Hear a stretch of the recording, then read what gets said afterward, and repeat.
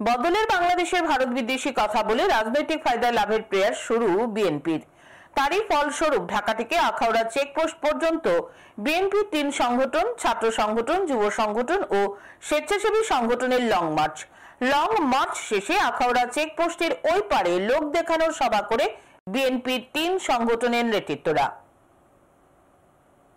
বাংলাদেশের প্রাক্তন সেনা কর্তাদের ত্রিপুরা, আসাম ও পশ্চিমবঙ্গ দখলের হুঙ্কারের পর বিএনপির ৩ সংগঠনের আখাউড়া চেকপোস্ট পর্যন্ত লং মার্চ। বদলের বাংলাদেশে উদ্ভূত পরিস্থিতিতে রাজনৈতিক ফায়দা লুটতে একের পর এক নাটক মঞ্চস্থ হলো। বাংলাদেশের মৌলবাদীদের ইন্ধনে বর্তমানে বাংলাদেশে এক অস্থির পরিবেশ দেখা দিয়েছে।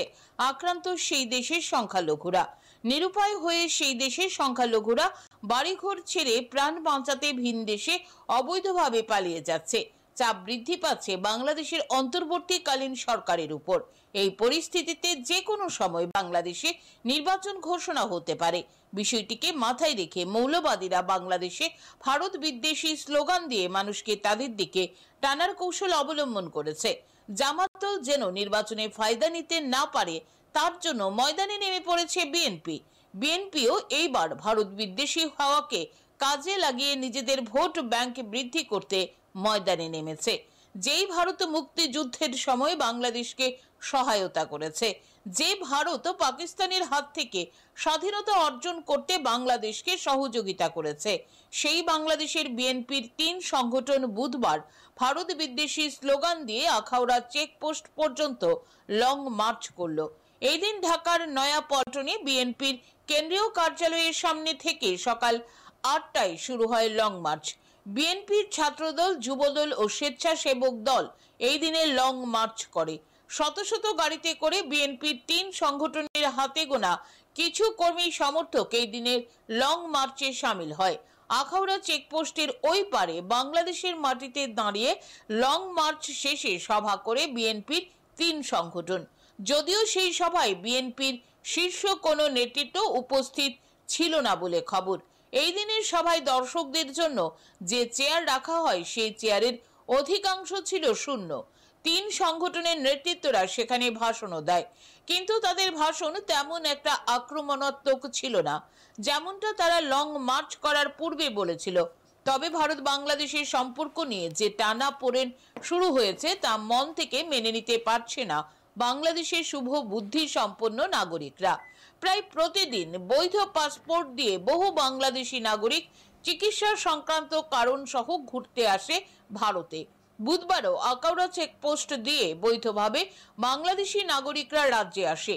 বাংলাদেশ থেকে ঘুরতে আসা এক বাংলাদেশি নাগরিক জানান তিনি আগেও ৩ বার ভারতে ঘুরতে এসেছেন। এই নিয়ে ৪র্থবার ঘুরতে ভারতে এসেছেন। ভারত বাংলাদেশ একে অপরের প্রতিবেশী, ২ দেশের মধ্যে বন্ধুত্বপূর্ণ সম্পর্ক থাকবে, এইটাই কাম্য। কিন্তু বর্তমানে ২ দেশের সম্পর্ক নিয়ে যে টানাপোড়েন চলছে তা অপ্রত্যাশিত। তিনি আশা ব্যক্ত করেন ২ দেশের মধ্যে সম্পর্ক আগের মতো বন্ধুত্বপূর্ণ হবে। কিরকম অবস্থা এখানে? আজকে তো ত্রিপুরা অভিযানের ডাক দিয়েছে তারা। না, ওখানে স্বাভাবিক আছে। একটু এই যে একটা পরিস্থিতি, উত্তেজনা সৃষ্টি হচ্ছে, আপনারা কেন এসেছেন এখানে? মানে বেড়াতে নাকি চিকিৎসা? আগেও এসেছি, এজ ইউজুয়ালি আসি, 4th টাইম আসলাম।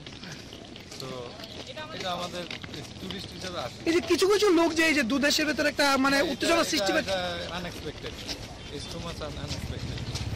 এটা মানে পাশাপাশি দেশ হিসেবে একটা ভ্রাতৃত্ববোধ থাকবে, বন্ধুত্বপূর্ণ সম্পর্ক থাকবে, আমরা সবাই চাই, আমরা অবশ্যই চাই। তো আমরা আসলে এটা নিয়ে আশাবাদী যে সব ঠিকঠাক হয়ে যাবে।